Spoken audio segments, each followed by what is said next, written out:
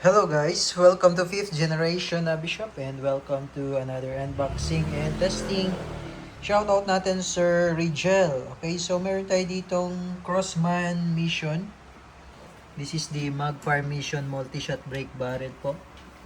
Yan, up to 1,300 feet per second. This is caliber 177 po. Yan, meron siyang magazine na 12 rounder tapos may kasama na siyang scope. Yan, so ito po yung kanyang bala. 177 caliber. Pellets. Yan. Nitro piston o powered by nitro piston elite. So hindi siya PCP, hindi rin siya CO2 powered. So this is nitro piston elite. So yun yung nagpapagana sa kanya. Kumbaga yun yung pinaka propellant niya, no? Yung nitro. Okay?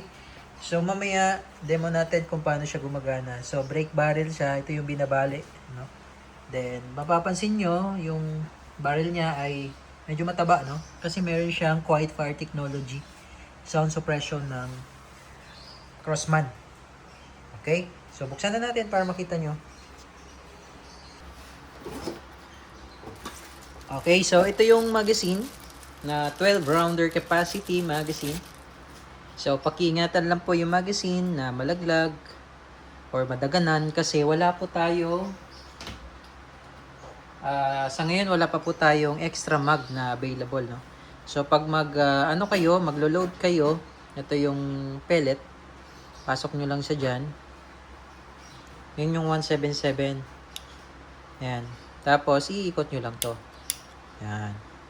Okay, iikot nyo lang. Hanggang sa mapuno po yung 12. Ayan. Okay, so ganun po. So, lalagyan ko po ng bala. Pupunuin ko siya, no? Fast forward lang natin. So, ayan, makikita nyo naman may indicator siya. So, last pellet. Ayan. Pag 0 na, itong space na to, huwag nyo pong lalagyan ng pellet. Kasi insert po natin yan eh. Tulad nun, nasa picture. I-insert natin siya doon sa kanyang barrel. Okay? So, ayan. Puno na siya, no? So, meron siyang kasamang mounting pala.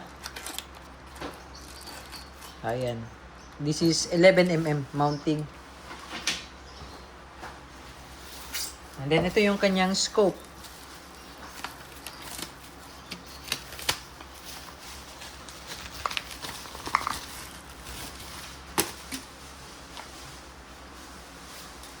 Ayan, so this is 4x32. Ayan, 4x32 scope. Ayan, so pwede naman kayong mag-upgrade. Gusto nyo palitan ng scope, so nakadepende sa inyo. Pwede yun, pwede natin. Basta make sure lang na yung scope hindi ganun kahaba, no? Kaya yung out of the box, mas maganda upgraded na scope pero mas maganda. Ganito lang din yung laki. Medyo mahaba ng konti. Ayos lang. Basta hindi siya masyadong mahaba kasi brake barrel siya eh. So pag masyadong mahaba yung scope na ilalagay natin sa unit, yan. So may tendency lumagpas. Tapos medyo mahirapan kayong maglagay ng magazine. Lalo na pag lumagpas. Mas maganda yung scope niya. Yung katulad nito. Sakto lang yung size niya. No? May distance pa between the iron sight. Yan, sakto lang siya. No? Meron namang scope na upgraded na ganito kalaki. Ngayon, etong sight niya pala, yan, as you can see, meron siyang knob. Dalawa yan. So, na-adjust po yan, elevation and windage. Yan. Tapos, ito yung, dito natin nilalagay yung magazine. Yan, dito natin nilalagay. So, yan. Yung sound suppression, yung sight niya sa front naka-fix. So, ito lang yung adjustable. Ito naman yung kanyang safety. Yan. So, yan yung safety on. Yan yung safety off. Yan. Okay, serial number 9232 last digit. Okay? So, ayan yung design. Ayan, naka-full synthetic siya. Meron siyang markings. Ayan, so ngayon, babaliin mo siya, no? So, sample lang, no? Bawal lang siyang baliin ng walang bala. Or paputukin mo siya ng walang bala. Sample lang natin, one time lang. So, ganito siya baliin. Pagpapaluin mo to. Yan, baba. Okay? So, ngayon, just in case lang ha. Papakita ko lang. Just in case lang nasira yung magazine. Pwede kayong mag-manual load dito. Dito nyo ilalagay yung bala. Dito nyo ilalagay. Just in case lang na nasira yung magazine. Okay?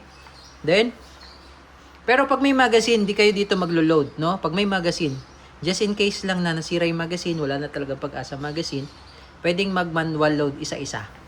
Okay? So, ganyan. Tapos, balik. So, make sure na pag ibabalik nyo, huwag nyong dahan-dahanin. Kailangan bigla. No? Kasi baka double yung load ng bala. Pagdating din sa pagbali, kailangan diretso. Pagbabaliin nyo siya, kailangan diretso. Huwag nyo siyang dahan-dahanin. Pagkabaling ganyan, diretso. Kasi pwedeng mag-double load ang bala, doon nagkakaroon ng tawag nito, ng bara. Okay? Doon nasisira din yung magazine. Okay, so ngayon paputukin natin. Ayan, so may recoil siya. May recoil din siya. Sumisipa, pumapalo. So ito yung magazine niya, i-insert mo lang siya dyan, no? So makikita nyo po noon, 0 siya, no? Yan, 0. Insert mo siyang ganyan. Yan, dapat may clicking sound para marinig nyo po. And then, so ito, babaliin natin. Yan, diretso po no? Huwag kayong mag-aalangan na pagbabaliin nyo siya. Huwag nyo siyang ibalik kasi pagkabali nyo tapos binalik nyo na hindi pa siya totally nabali, pwedeng mag-double load yung bala. Yan, tapos ganyan lang.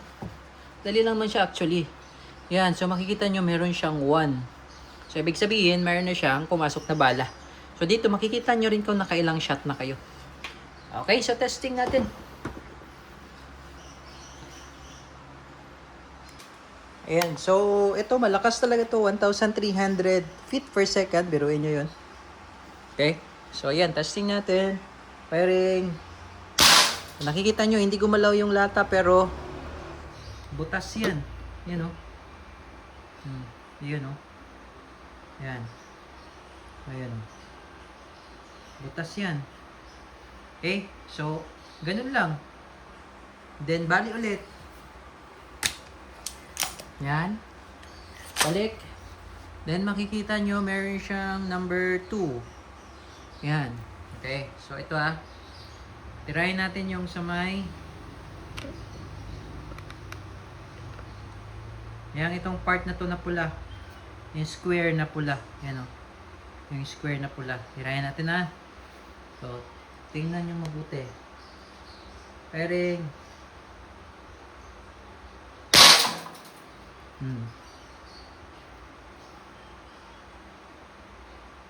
Diba? Butas. So, ulit pa, no? Isa pang kasa. Dito tayo titira dito sa part na to, sa may dilaw. Okay, sa may dilaw. Firing.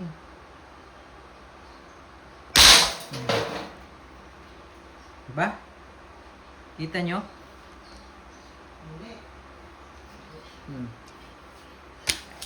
Yan. So, mas maganda pag babaliin nyo siya, dito sa may part kayo papalo. Para medyo magaan yung pagbali, no? Ayan. Okay. So, tirahin natin. So, may bandang dilaw.